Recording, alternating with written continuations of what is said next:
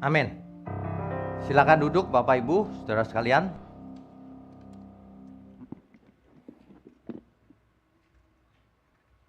Dua ribu tahun yang lalu,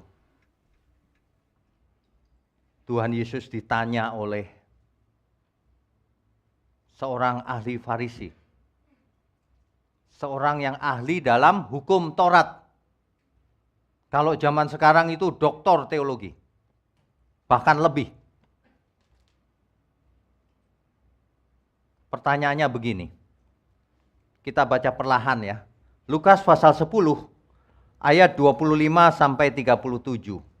Kita akan belajar bagaimana membaca Alkitab dengan benar. Jangan baca asal baca. Zaman dulu kan diajarinya begini, baca Alkitab bro, cepet selesaiin.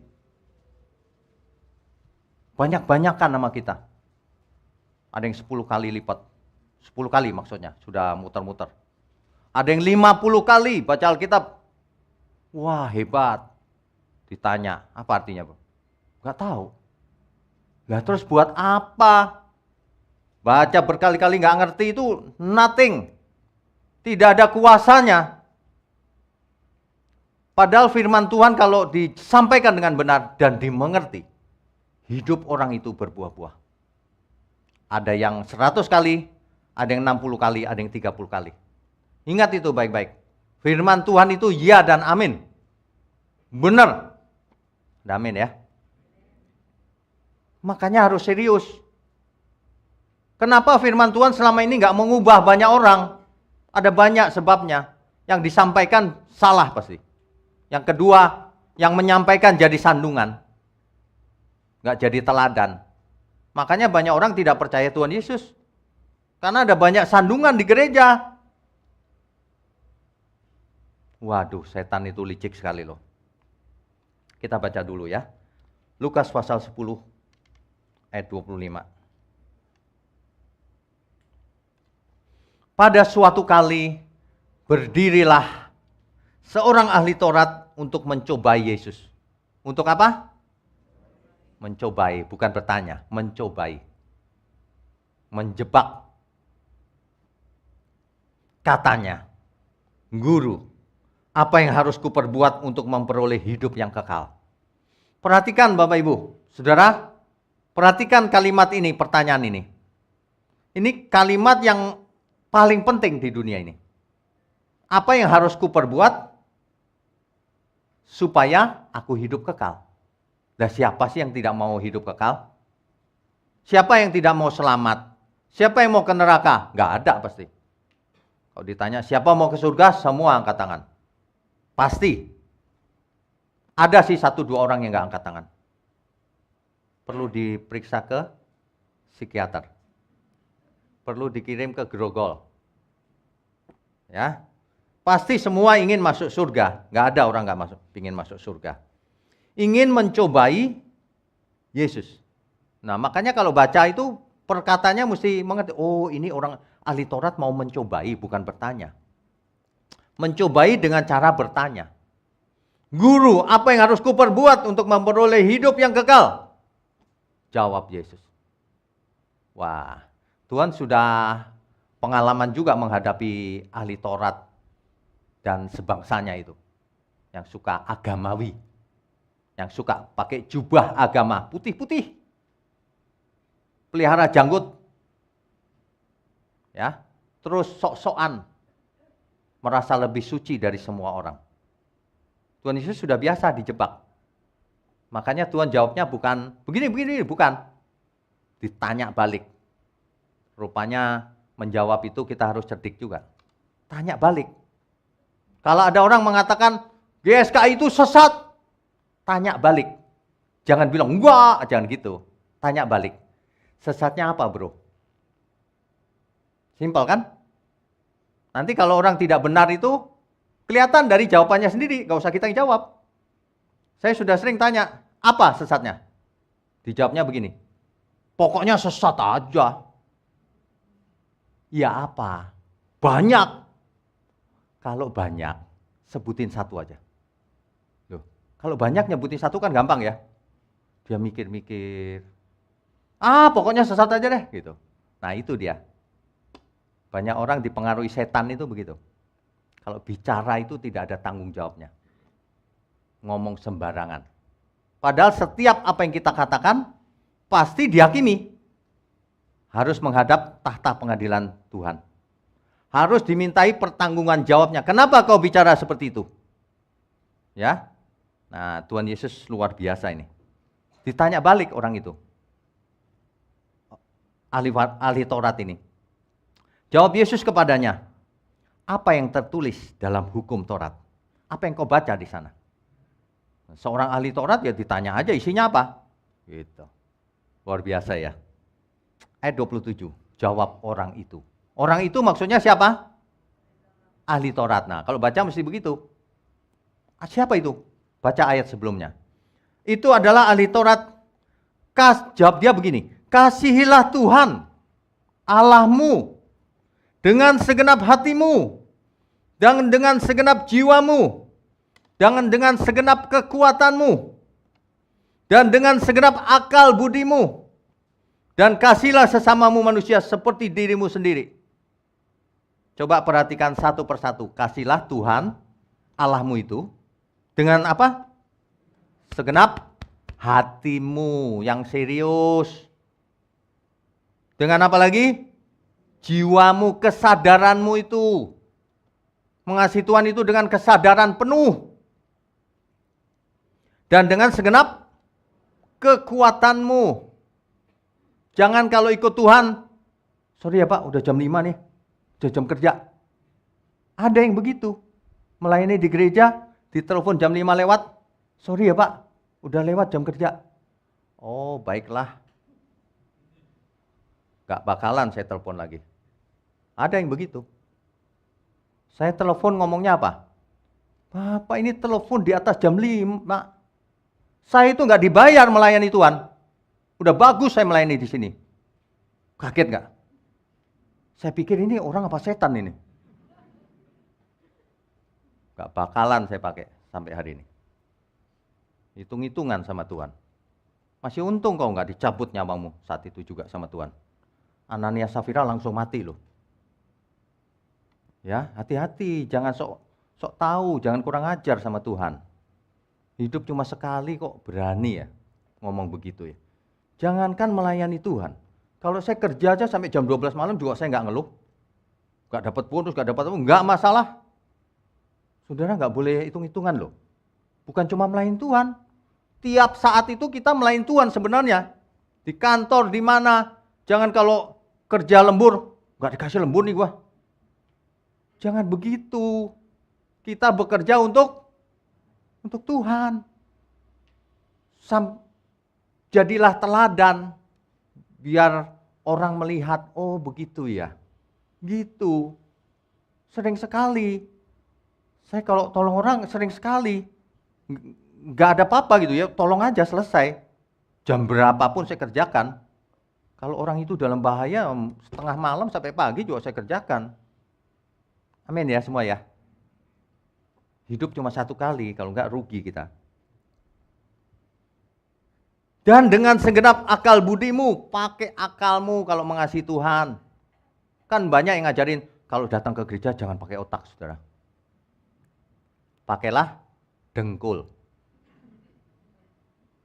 Ada banyak yang begitu. Jangan ikut orang seperti itu. Karena dia melanggar firman Tuhan. Yang pertama, mengasihilah Tuhan Allahmu dengan akal budimu. Ya. Kalau kita baca Alkitab dengan teliti dan lengkap, maka ada firman yang berkata begini, oleh sebab itu siapkanlah akal budimu. Lalu beberapa baris, kuduslah kamu sebab aku kudus. Pakai akal budimu. Kudus itu bagaimana? Kudus itu bukan kasih persembahan, korban bakaran. Bukan. Itu zaman perjanjian lama. Zaman perjanjian lama orang belum mengerti, masih budak di Mesir kan. Diajar ritual. Tapi sampai ke perjanjian baru, Tuhan bicara apa? Inilah perjanjian baru. Yang dimeteraikan oleh darahku sendiri. Aku akan menaruh hukumku di akal budimu dan di hatimu. Beda, bukan Taurat. Taurat tertulis di gulungan kulit binatang. Akibatnya ritual, korban bakaran, korban keselamatan, apalagi persepuluhan, buah sulung, apalagi pengampunan dosa, korban pengampunan dosa, macam-macam. Itu pun ketemu ruang Maha Kudus setahun sekali. Itu pun cuma imam besar. Yang lain nggak ketemu. Makanya dibubarin oleh Tuhan. Batal. Mulai sekarang imam besarnya cuma Tuhan Yesus.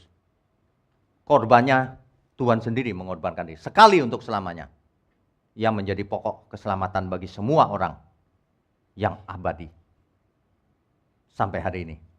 Hari ini pokok keselamatan kita Tuhan Yesus. Ada amin? Artinya kita harus hidup seperti Tuhan Yesus hidup. Bukan luarnya, dalamnya.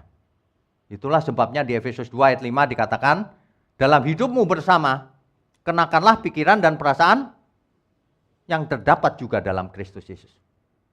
Disuruh sama kita. Cara berpikir dan berperasaannya.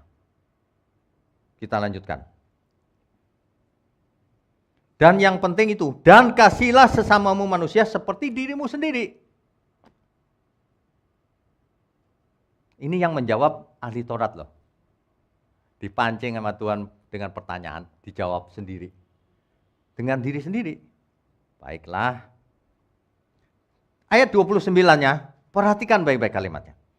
Tetapi untuk membenarkan dirinya, orang itu berkata kepada Yesus. Jadi ahli Taurat ini bukannya nanya atau apa, untuk membenarkan. Tuh aku udah bener kan? Gitu. Dia tanya lagi sama Tuhan Yesus. Tanyanya begini. Dan siapakah sesamaku manusia? Ini menjebak loh pertanyaan ini. Banyak orang tidak sadar. Hari itu yang dimaksud sesamaku manusia itu bagi orang Yahudi adalah sesama orang Yahudi. Yang lain disebut goyim. Goyim itu kafir. Di luar Yahudi kafir. Masih ingat ada perempuan Samaria yang bercakap-cakap dengan Tuhan Yesus di pinggir sumur Yakub? Semua ahli Farisi berkata begini, Rabi kok bicara sama orang berdosa? Gitu. Waduh, ini benar-benar loh. Mereka membedakan, ini loh anak Abraham, itu bukan, itu goyim. Kafir itu. Itu. Waduh. Ini orang Yahudi ini, ahli Taurat ini. Siapakah sesamaku manusia? Kalau Tuhan menjawab, sesamamu Yahudi. Salah juga. Bisa dibalikin, katanya hukum kasih. Ya kan? Tapi Tuhan luar biasa. Ditanya balik lagi. Nanti ditanya baliknya, dikasih ilustrasi dulu. Perumpamaan orang Samaria. Kenapa pakai perumpamaan orang Samaria? Karena orang Yahudi dan Samaria itu bermusuhan di zaman itu. Samaria itu bermusuhan banget sama Yahudi. Makanya orang Yahudi punya bait Allah di Yerusalem. Kiblatnya Yerusalem, kalau berdoa menghadap Yerusalem. Tapi orang Samaria ditolak. Ya bikin peribadatan sendiri di Gunung Gerizim.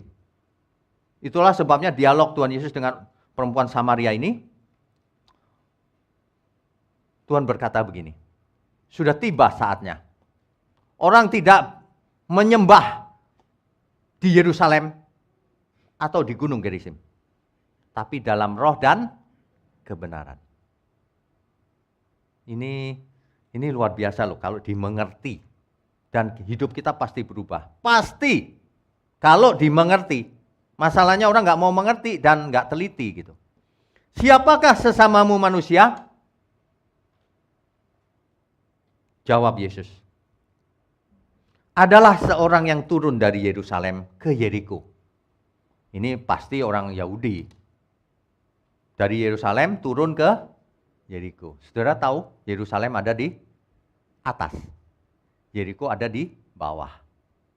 Makanya orang Yahudi punya yang namanya Hajj.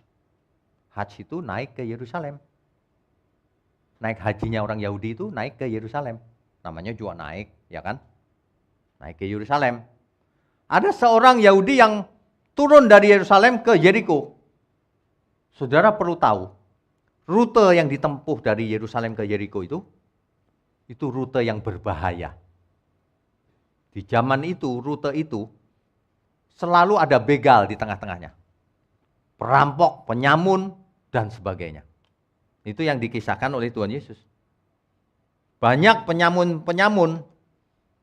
Orang ini lewat, lalu penyamun-penyamun itu menyerang. Bukan saja merampoknya habis-habisan, bukan. Tetapi yang juga memukulnya dan sesudah itu pergi meninggalkannya setengah mati. Saudara tahu ya setengah mati ya.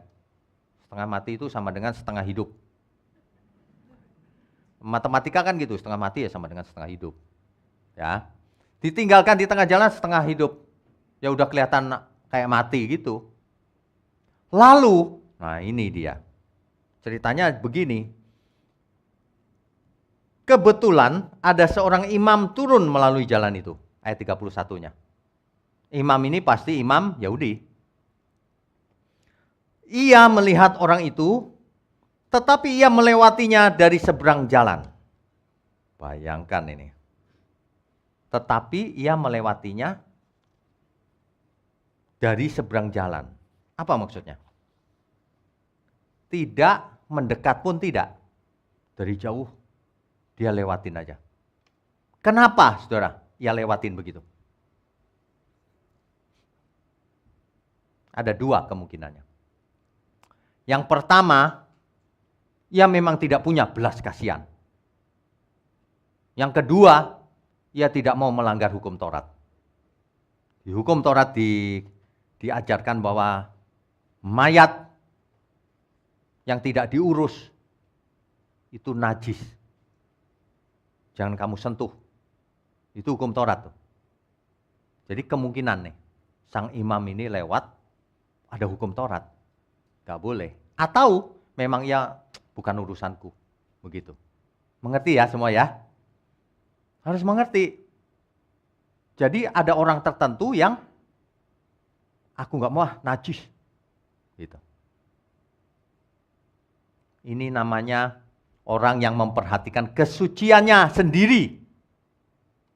Jangan sampai kita memikirkan kesucian diri sendiri. Mengorbankan orang lain. Ini dalam dunia etika sulit dipecahkan. Tapi intinya di situ. Jangan pernah kau mengutamakan kesucian diri sendiri, mengorbankan orang lain. Aku nggak mau berbuat dosa ini. Aku nggak mau menembak orang itu. Nanti aku berdosa. Padahal orang itu sedang mengarahkan tembakannya ke banyak orang. Mengerti maksud saya? Enggak, aku supaya suci. Gak mau tanganku berdarah. Iya, tapi kau di hadapan Tuhan kau jahat sekali.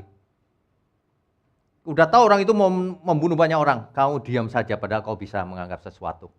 Mestinya kau lumpuhkan, lumpuh. Supaya tidak korbannya banyak. Ada amin ya? Sudah saatnya kita dewasa. Kalau orang gak dewasa itu jangankan membunuh. Marah pun gak boleh katanya. Marah, pendeta kok marah. Dosa itu, gitu. Salah, kau tidak mengerti. Segala sesuatu lakukan untuk Tuhan. Ada amin semua?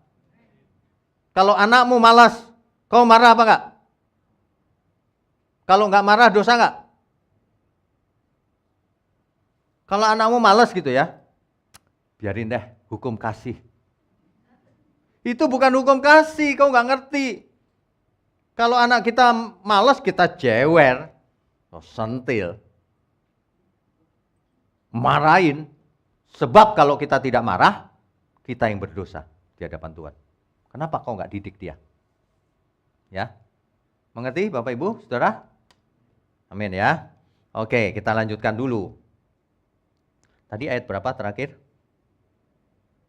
Ada seorang imam lihat, tapi ia lewat saja, nggak nolong. Ayat 32, demikian juga seorang Lewi. Saudara tahu orang Lewi?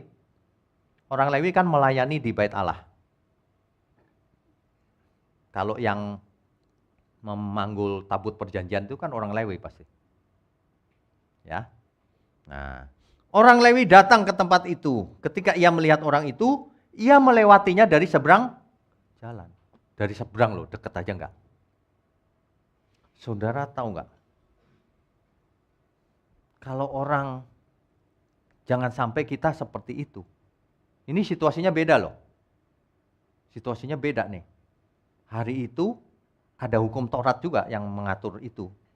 Mungkin dipikir udah mati. Kalau udah mati nggak boleh disentuh. Nggak diurus lagi. Jadi lebih mengutamakan apa yang tertulis dalam hukum Taurat dibandingkan hukum kasih. Nah ini banyak orang meleset di situ. Yang terutama itu hukum kasih, bukan hukum Taurat atau hukum agama. Bukan, ya. Kita lanjutkan dulu. Yang ketiga. Nah, ini dia. Lalu datang seorang Samaria. Samaria itu musuh loh, dibenci, dihina. Ya. Yang sedang dalam perjalanan ke tempat itu. Dan ketika ia melihat orang itu, tergeraklah hatinya oleh belas kasihan. Tergeraklah hatinya oleh belas kasihan. Ya. Orang Samaria ini memiliki apa ya? Belas kasihan. Dalam kata-kata lain apa ya belas kasihan itu ya? Kalau bahasa Inggris itu mercy. Mercy itu apa ya? Kemurahan hati. Jadi dia berbelas kasihan, punya nurani. Sementara orang yang agamawi nggak boleh, najis. Bahkan orang yang agamawi bisa membunuh sesamanya dengan semangat loh. Nuraninya rusak. Masih ingat gak ketika seorang perempuan tertangkap basah berbuat zina, diseret ke tengah-tengah kerumunan orang, mau diapain sama semua orang?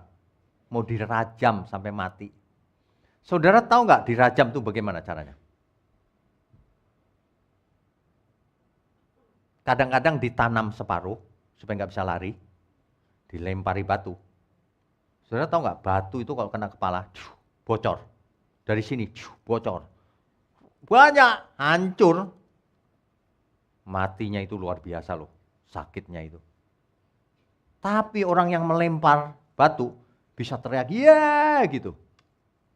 Waduh, manusia itu kalau kesetanan jadi rusak. Setan bisa masuk melalui ayat-ayat kitab suci. Bisa. Dipakai untuk membunuh orang. Bisa. Ini, pokoknya kalau kita kejam sama sesama, apapun alasannya, itu dia, kesetanan orang itu. Dan itu tadi Pak, ada teroris mau bunuh kita lumpuhkan itu bukan kejam. Itu sedang menolong banyak orang. Bukan melanggar hak asasi. Dibulak-balik nih sekarang ini. Hak asasi lagi. Dia melanggar hak asasi 10 orang, mendingan kau yang dilumpuhkan. Tanya polisi kalau nggak percaya. Memang begitu. Kalau nggak dunia hancur. Karena banyak setan di dunia ini. Banyak roh jahat. Kita jangan pernah memiliki hati yang kejam. Kita nggak pernah melihat orang suka kesudahannya gitu. Tidak pernah. Tapi kalau orang itu mencelakakan banyak orang, lebih baik dia dilumpuhkan. Sebab korbannya banyak. Coba tanya Tuhan kalau nggak percaya. Tanya masing-masing. Ya, kalau kau diam saja, padahal kau tahu harus berbuat baik, maka kau berdosa. Kalau kamu tahu berbuat baik, tapi kamu tidak melakukannya, dosamu tetap itu maksudnya kekal, nggak ada ampun. Karena kamu mengerti tapi kamu nggak lakukan, nggak ada ampun. Kamu sengaja berbuat dosa. Beda sama orang yang, ya aku tadi salah. Nah, kalau itu masih bisa diampuni, bisa ditolerir. Bahkan orang yang tidak sengaja, aduh tadi jadi mati gara-gara aku. Ada solusinya. Di zaman perjanjian lama ada yang namanya kota perlindungan. Orang yang membunuh secara tidak sengaja, dilarikan ke kota perlindungan. Supaya tidak dibalas oleh keluarganya. Tapi kalau orang sengaja membunuh, langsung dibunuh saat itu juga. Mata ganti mata, gigi ganti gigi. Itu hukum Taurat tuh. Ya, saudara. Kita hidup di zaman perjanjian baru. Hiduplah dengan standar perjanjian baru. Hukum kasih yang utama. Orang Samaria ini, dia lewat dan melihat orang Yahudi yang setengah mati itu. Ia tergerak hatinya oleh belas kasihan. Ia pergi kepadanya, lalu membalut luka-lukanya. Sesudah ia menyiraminya dengan minyak dan anggur. Wah, ini luar biasa loh. Kemudian ia menaikkan orang itu ke atas keledai tunggangannya sendiri. Lalu membawanya ke tempat penginapan dan merawatnya. Keesokan harinya, ia menyerahkan 2 dinar kepada pemilik penginapan itu. Katanya, rawatlah dia. Dan jika kau belanjakan lebih dari yang kuberi, 2 dinar tadi, aku akan menggantinya waktu aku kembali. Bukan ditinggal loh. Mungkin lagi ada urusan pergi kan. Mungkin bekerja atau apa. Titip dulu 2 dinar. Kalau kurang nanti ku tambahin ketika aku balik lagi. Artinya orang itu balik lagi. Sampai orang ini sembuh pasti. Waduh. Ini yang cerita Tuhan Yesus sendiri loh. Kalau Tuhan yang berkata-kata, itu inti daripada segala kebenaran.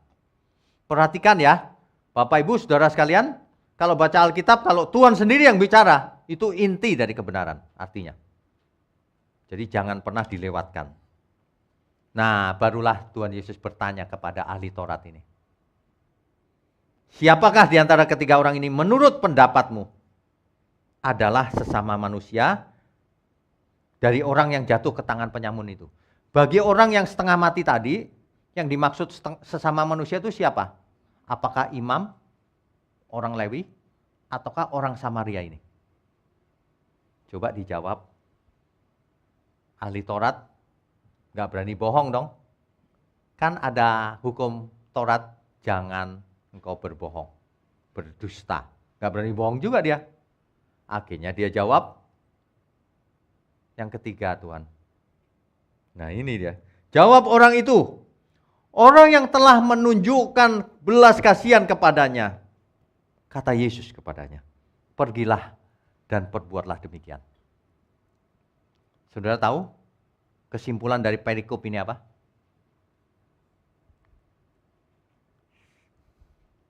Tuhan tidak peduli dengan jabatanmu.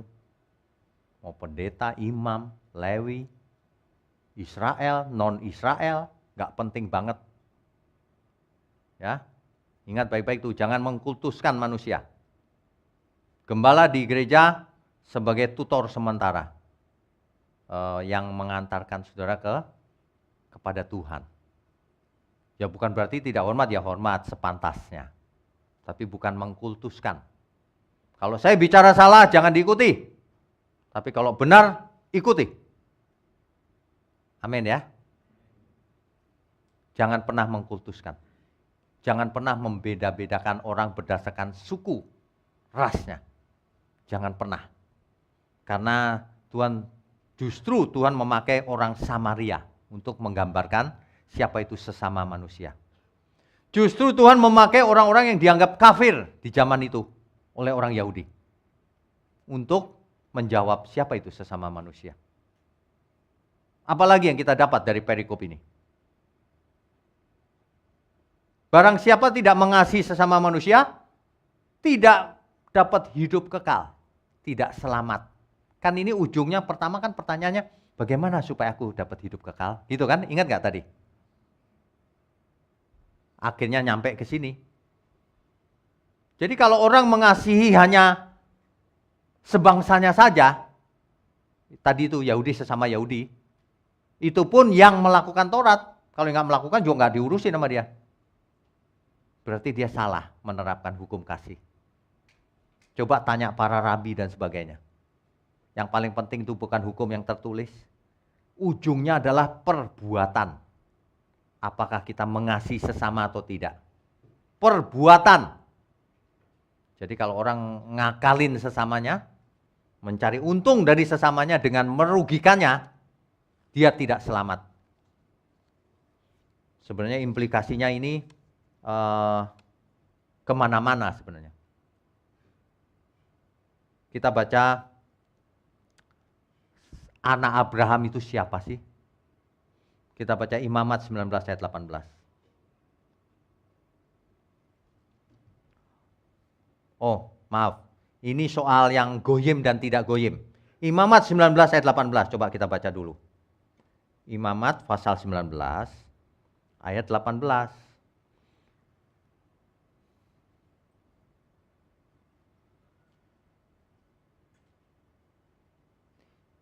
Ini adalah hukum Taurat tentang hukum kasih. Kasihlah sesamamu. Kita baca kisah Rasul 10 ayat 28. Kisah Rasul 10 ayat 28. Ia berkata kepada mereka, kamu tahu betapa kerasnya larangan bagi seorang Yahudi untuk bergaul dengan orang-orang yang bukan Yahudi. Atau masuk ke rumah mereka. Waduh, mengerikan loh perjanjian lama itu. Ini perjanjian baru ini. Tetapi Allah telah menunjukkan kepadaku bahwa aku tidak boleh menyebut orang najis atau tidak tahir. Nggak boleh begitu. Kalau perjanjian lama memang begitu. Tapi perjanjian baru Tuhan Yesus tidak mengajarkan begitu. Ya. Jadi jangan sampai kita tidak mengikuti ajaran Tuhan Yesus. Saudara jangan gampang dibelokkan gitu loh. Ajaran Tuhan Yesus itu hebat luar biasa. Kok dibelokkan? Kalau kau kasih persepuluhan itu terus. Doa Yabes. Kalau kamu ikut Tuhan nanti rezekimu laris. Jangan yang lain-lain. Ada lagi yang kau nggak usah berbuat apa-apa, Tuhan yang lakukan semuanya, nanti kau selamat, asal kau Kristen. Salah. Orang yang tidak melakukan apa-apa binasa. Seseorang dinilai dari perbuatannya. Ingat itu baik-baik. Semua orang dihakimi menurut perbuatannya. Baca Alkitab kalau tidak percaya. Jangan curang jadi orang. Kalau baca Alkitab pilih-pilih ayat tertentu saja. Pura-pura nggak tahu dia. Banyak orang begitu. Kok perbuatan Pak? Kok nggak baca Alkitab? Diem aja dia. Pilih-pilih karena iman Pak. Iman itu ada perbuatannya. Nggak ada iman yang tanpa perbuatan. Ya, oke. Jadi Tuhan Yesus mengajar bahwa yang disebut anak Abraham itu bukanlah keturunan Abraham saja yang secara genetik, bukan itu saja. Tapi siapa? Yohanes 8 ayat 39.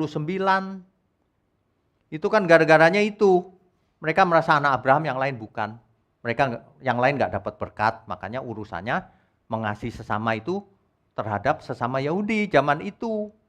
Merasa menjadi umat pilihan. Yang lain bukan umat pilihan. Kita baca dulu, Yohanes 8 ayat 39. Jawab mereka kepadanya, Bapa kami ialah Abraham. Kata Yesus kepada mereka, jikalau sekiranya kamu anak-anak Abraham, tentulah kamu mengerjakan pekerjaan yang dikerjakan oleh Abraham. Kalau kamu anak Abraham, kamu lakukan pekerjaan yang dilakukan oleh Abraham juga. Kamu kerjakan enggak? Yang paling penting yaitu, melalui keturunanmu akan jadi berkat bagi seluruh kaum di muka bumi. Janji Abraham ada 4 minimal. Janji Allah kepada Abraham. Akan jadi bangsa yang besar. Keturunannya akan seperti bintang di langit. Akan mewarisi negeri perjanjian. Nah yang terakhir ini yang paling penting. Melalui keturunanmu, seluruh kaum di muka bumi akan diberkati. Yeay, berkat, kaya gitu. Orang yang matre utaknya itu begitu. Berkat yang dimaksud situ adalah keselamatan. Ada amin? Ribuan tahun kemudian Tuhan Yesus berkata begini. Keselamatan datang dari bangsa Yahudi. Artinya Sang Mesias lahir dari bangsa Yahudi, bukan bangsa yang lain. Tepatnya keturunan Ishak. Ditulis di Alkitab. Jelas banget jalurnya. Bukan yang menyimpang lain. Ya, hati-hati. Galatia 3 ayat 7-9. Galatia pasal 3 ayat 7 sampai 9. Jadi kamu lihat bahwa mereka yang hidup dari iman, mereka itulah anak-anak Abraham. Jadi siapa anak-anak Abraham? Menurut Tuhan Yesus, bukan menurut Taurat. Semua orang yang memiliki iman. Apa itu iman? Iman adalah melakukan kehendak Tuhan. Itu iman. Jadi semua orang yang melakukan kehendak Tuhan, itulah anak-anak Abraham. Tuhan Yesus tidak bicara soal gen atau keturunan secara fisik. Tuhan Yesus berbicara soal mewarisi berkat itu loh yang dari Abraham itu. Melalui Abraham, bukan dari Abraham. Yaitu keselamatan di dalam Tuhan Yesus. Jadi semua orang, bukan hanya orang Yahudi. Orang Israel juga belum tentu selamat. Masih ingat gak Tuhan berkata, bukan orang yang memanggil Tuhan, Tuhan yang masuk kerajaan surga. Tapi yang melakukan kehendak Bapakku. Jelas ya? Kenapa Tuhan berkata begitu? Saya sudah jelaskan loh. Bukan orang yang memanggil Tuhan, Tuhan yang masuk kerajaan surga. Sebab di hari itu, ahli Taurat, orang Farisi, berdoanya manggil Tuhan, Tuhan. Tuhan dalam bahasa Ibrani Adonai. Adonai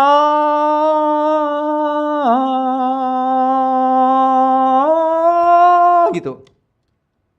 Itu persis tuh, pakai loudspeaker kencang-kencang. Lihat di YouTube. Itu bukan salah, tidak. Itu tidak salah loh ya, jangan salah ya. Itu mengingatkan orang. Oh. Tapi kalau kau tidak melakukan kehendak Bapamu, kau binasa meskipun panggil Tuhan, Tuhan, Adonai, Adonai. Mengerti maksud saya? Orang yang tidak memiliki kasih sama sekali, itu omong kosong, dia panggil Tuhan lah. Dia panggil Yesus, dalam nama Yesus, khotbah, omong kosong. Gampang dibacanya, apa yang dia perbuat, apa yang dia tulis di internet, apa yang dia lakukan. Ketahuan kok, orang jahat itu ketahuan. Saking jahatnya, dia tidak merasa dia jahat. Menyerang orang, tapi tidak merasa jahat. Wah ini bahaya loh. Kalau orang sudah tidak merasa salah ketika berbuat salah, waduh, tinggalkan dia saudara. Saudara kalau enggak keracunan nanti dekat-dekat dia. Kita itu harus dekat orang-orang yang sesama haus dan lapar akan kebenaran. Supaya masing-masing bisa saling mempengaruhi. Jangan sampai pengaruh jahat yang masuk. Amin ya. Saudara, ikuti khotbah yang lalu yang bagian Tuhan dan bagian manusia. Itu ikuti. Sebab banyak orang tidak tahu bahwa dirinya itu punya bagian yang harus dilakukan. Kita itu punya bagian loh. Jangan sampai orang percaya nih, tapi cuek sama sesamanya. Ponakannya nggak bisa sekolah, dia padahal mampu, tapi tidak melakukannya. Ini sama dengan orang imam dan Lewi itu. Mampu menolong tapi tidak menolong. Saudara mau jadi orang Lewi sama imam itu atau jadi orang Samaria dalam kasus ini? Ini pilihan loh hidup itu. Kita dikatain goyim kayak apa kayak, nggak masalah. Orang Samaria pun orang Samaria yang baik hati, yang punya belas kasihan. Itulah yang selamat. Bukan yang jabatannya imam, bukan. Itulah yang Tuhan katakan, itulah yang dimaksud. Ini Tuhan yang mengajar loh, bukan saya loh. Orang yang selamat itu, wah bukan Kristen Pak. Wah nanti dulu, ini bukan Yahudi nih, Samaria nih.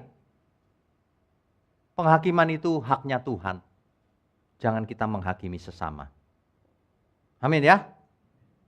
Kalimat Tuhan Yesus tadi begini, pergilah, perbuatlah seperti itu. Oh, sang imam ini diajari Tuhan Yesus.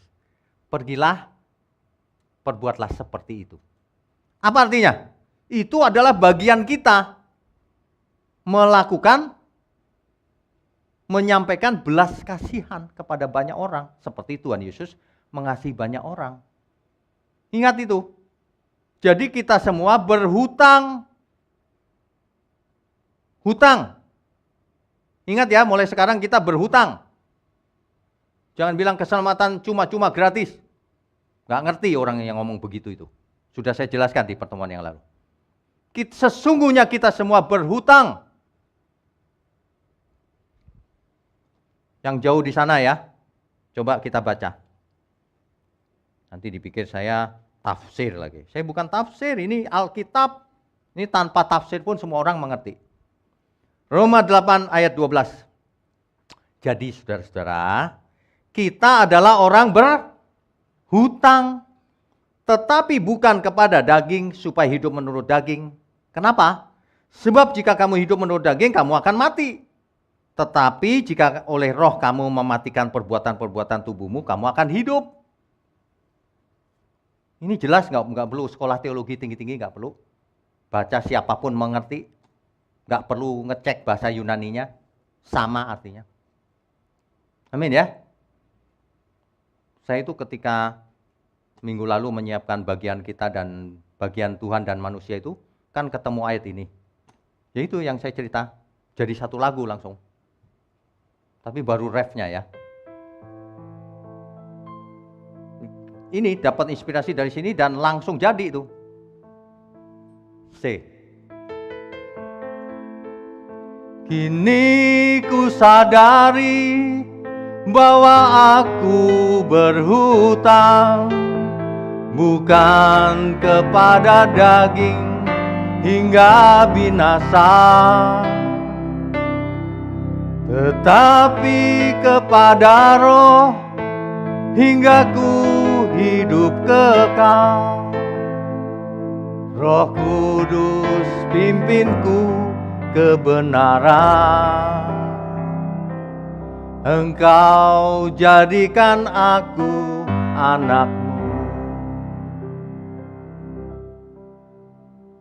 Saudara, kadang-kadang ya, bukan kadang-kadang, kita harus selalu memilih lagu-lagu yang mengimpartasi spirit yang benar, roh yang benar. Coba kalau seseorang lagunya itu sembarangan,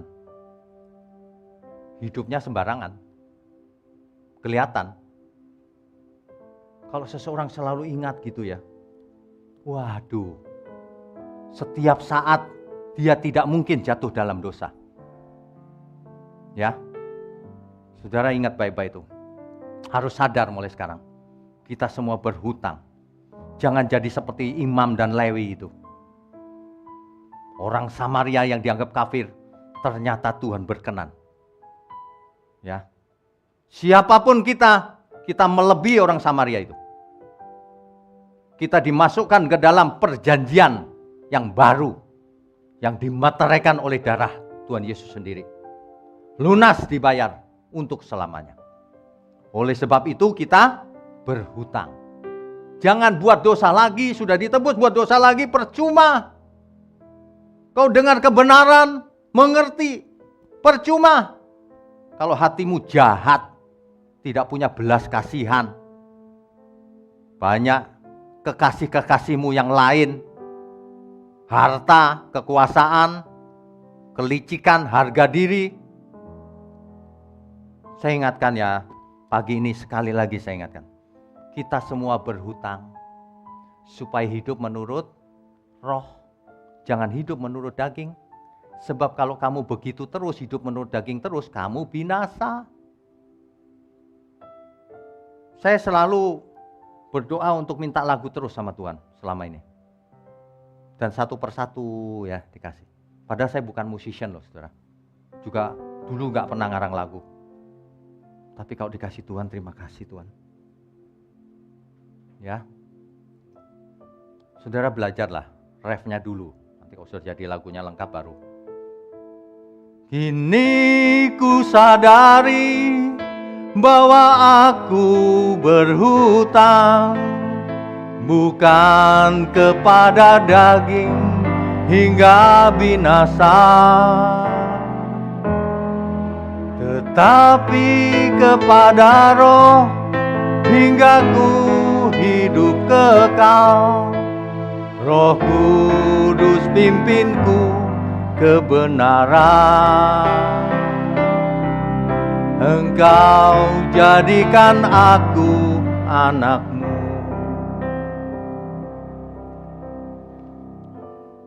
Saudara, pagi ini kita belajar dari Tuhan Yesus. Saudara perlu mengerti, kebenaran itu luas. Ketika Tuhan mengajar satu perumpamaan, itu baru sepotong kecil. Besok-besok lagi sepotong kecil, besok lagi sepotong kecil. Lama-lama pasalnya lengkap gambarnya. Dan saudara tahu, oh itu kehendak Tuhan. Aku bisa Tuhan. Enggak langsung bisa, enggak. Saat ini kita diingatkan berhutang, belas kasihan. Jangan udah kaya mau menang sendiri, mau enjoy life sendiri. Tapi ingat ya, yang kekurangan jangan memanfaatkan. Minta sana, minta sini. Enggak boleh juga. Hiduplah dengan apa yang ada. Kecuali memang mendesak boleh. Ya, jangan memanfaatkan. Banyak orang menipu juga itu di gereja. Menipu. Pernah loh suatu hari ada orang datang ke saya. Pak, saya diusir Pak. Ini istri saya nih Pak, lagi mengandung besar. Saya nggak tahu ini mengandung benar apa enggak ya. Kan saya nggak bisa periksa dong. Bantal kan bisa ditaruh di dalamnya. Waduh, tapi kok cengengesan wajahnya. Waduh, gimana ya? Pak, saya butuh nih Pak. Saya butuh buat ongkos. Saya udah mau khotbah lagi. Ya udahlah, yang ada di dompet saya kasih ini. Ya udah, saya pikir dia duduk lagi dong dengerin khotbahnya mulai. Enggak, dia terima kasih ya Pak. Pulang. Jadi khotbah belum mulai pulang dia. Oh. Itu banyak yang berani begitu tuh. Ternyata dia ke sono kemari. Nanti apa? Nanti acara lain, sana juga gereja sono, gereja itu. Rupanya bisnis. Bisnisnya itu, saudara. Ke sana kemari marketing. Bisnisnya itu rupanya. Aduh, saya sampai gini loh Tuhan. Sadarkan dia, Tuhan masih muda kok begitu ya. Tuanya jadi apa ini nanti? Banyak orang itu ya jadi penjahat gara-gara uang. Jangan, kok nanti kehilangan keselamatan loh. Orang Samaria ini bahkan merelakan uangnya loh. Itu nggak kenal loh, orang Yahudi yang suka menghina dia loh padahal. 2 dinar nanti kalau kurang ku tambahin lagi. Bayangkan saudara, kalau kita hari ini sudah ditebus Tuhan tidak melebihi orang Samaria itu, binasa. Yesus mengajar bahwa seorang yang mengerti firman belum tentu selamat. Kecuali ia melakukannya. Kecuali apa? Melakukannya. Dalam perbuatan yang nyata. Jabatan rohaniawan bukan jaminan masuk surga. Perbuatan kasih jauh lebih penting dari pengetahuan akan kitab suci. Tuhan tidak membeda-bedakan suku bangsa. Iman yang benar perbuatannya nyata. Perbuatan apa? Perbuatan kasih. Kita lebih mirip siapa? Seperti ahli Taurat itu? Orang Lewi? Atau orang Samaria yang baik hati itu? Kita punya kehendak bebas untuk memilih. Perbuatan nyata jauh lebih bernilai dibanding perbuatan ritual. Ingat baik-baik itu. Menurut Tuhan Yesus perbuatan kasih nilainya melebihi semua hukum yang ada di dalam hukum Taurat. Itulah sebabnya di Perjanjian Baru dikatakan yang terutama adalah hukum kasih. Kalau orang melakukan hukum kasih cukup, yang lain sudah tertutupi. Itulah sebabnya kasih menutupi segalanya. Sebab kalau orang mengasihi, itu yang lain beres urusannya. Gak mungkin dia bohong. Gak mungkin dia tidak menghormati orang tuanya. Gak mungkin dia berdusta, bikin hoax, memfitnah, menyerang orang lain, gak mungkin. Hukum kasih itu ujungnya. Ya. Oleh sebab itu, di sisa umur hidup kita, di lembar hari hidup kita ini, mari kita minta Tuhan, Tuhan ajarku melukis hatimu Tuhan. Ya, itu kalau enggak mau ngapain? Ngumpul-ngumpul di gereja untuk apa juga kalau enggak jadi berkenan bagi Tuhan. Nanti jadi ritual, nanti jadi kayak imam dan orang Lewi itu ke gereja rajin. Kalah sama orang Samaria tapi. Amin ya. Oke, mulai sekarang jadi katakan begini saudara. Di lembar hari hidupku, Kau ajarku lukis hati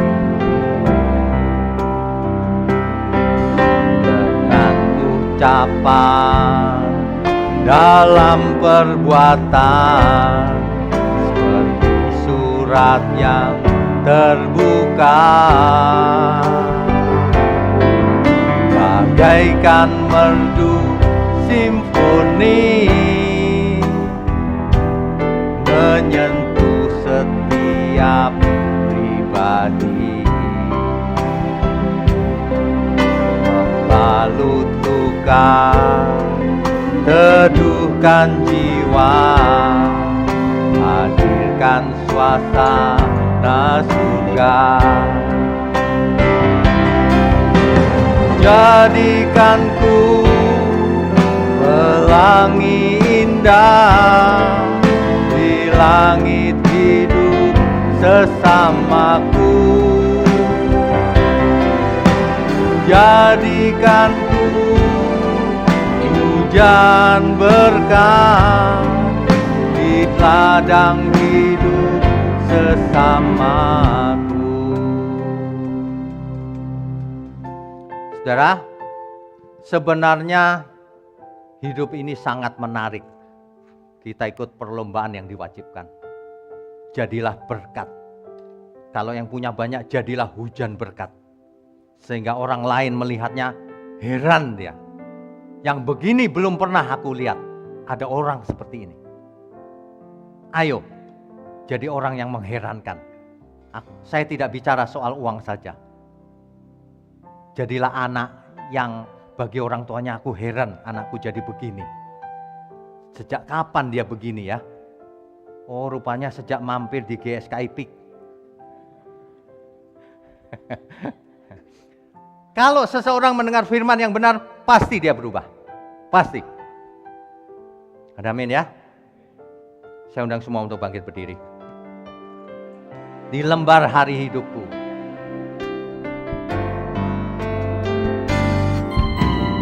lembar hari hidupku,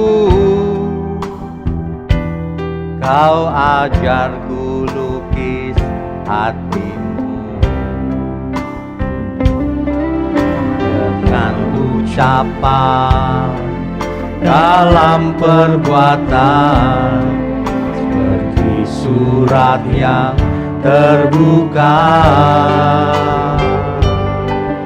bagaikan merdu simfoni menyentuh setiap pribadi, membalut luka, teduhkan jiwa, hadirkan suasana surga.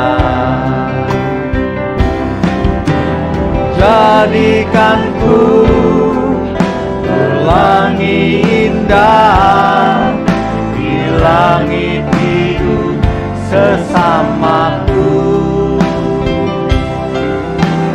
Jadikanku hujan berkah di ladang hidup sesamaku.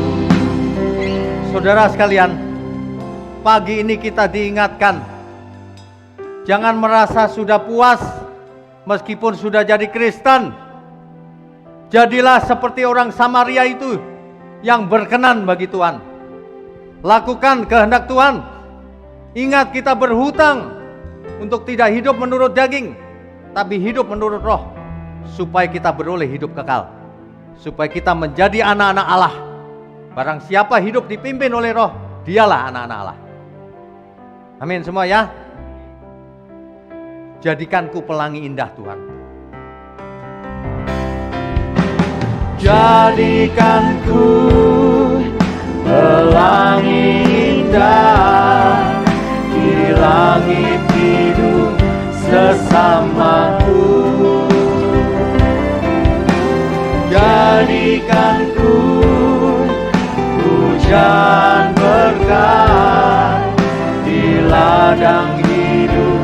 sesama. Sekali lagi saudara. Jadikan ku pelangi indah di langit biru sesamaku. Jadikan ku hujan berkah di ladang hidup sesamaku. Bapa di surga, kami mengucap syukur kalau kami ditegur pagi ini. Dan kami diingatkan bahwa hukum kasih yang terutama. Kami mau belajar menaruh belas kasihan terhadap semua orang, Tuhan. Ampuni segala kesalahan kami selama ini. Ajari kami terus. Terima kasih Tuhan. Hamba berdoa untuk tangan-tangan yang mendukung pekerjaan-Mu. Kau berkati. Juga berkati setiap kami yang mendengar firman-Mu ini, bahkan sampai ke ujung bumi. Terima kasih, berkati gereja-Mu, berkati pelayan-pelayan Tuhan yang ada di gereja-Mu ini, dan juga jemaat semuanya. Terima kasih Bapa. Bapak Ibu Saudara, mari kita angkat tangan kita. Kami sambut segala berkat, berkat jasmani, berkat rohani, sehat, umur panjang, untuk kemuliaan Tuhan. Di dalam nama Bapa, Putra, dan Roh Kudus. Haleluya, semua yang percaya katakan amin. Saudara silakan duduk sebentar. Ada pengumuman sedikit. Saudara sekalian, bicara soal kebenaran, setiap orang merasa benar. Makanya semua kecap dinomor satukan. Ada orang yang mengatakan saya paling benar, ini paling benar, itu paling benar. Mana sebenarnya yang paling benar? Oleh sebab itu hadiri seminar 7 natur kebenaran dan aplikasinya. Seminar ini wajib dihadiri oleh para teolog, apologet, pengkhotbah, bahkan oleh para jemaat sendiri. Agar kita bisa membedakan manakah yang benar, manakah yang salah.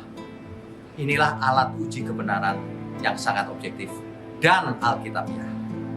Pastikan saudara ikut dan ajak seluruh saudara dan sahabat-sahabat. Bapak-bapak dan ibu-ibu yang terkasih dimanapun berada, yuk kita belajar pelajaran Alkitab bersama secara online setiap hari Rabu jam 7 malam bersama pendeta Bapak Wignio Tanto secara online, bisa melalui Zoom. Tetapi kita harus mendaftarkan dulu ke nomor berikut ini. Selamat bergabung dan Tuhan Yesus memberkati.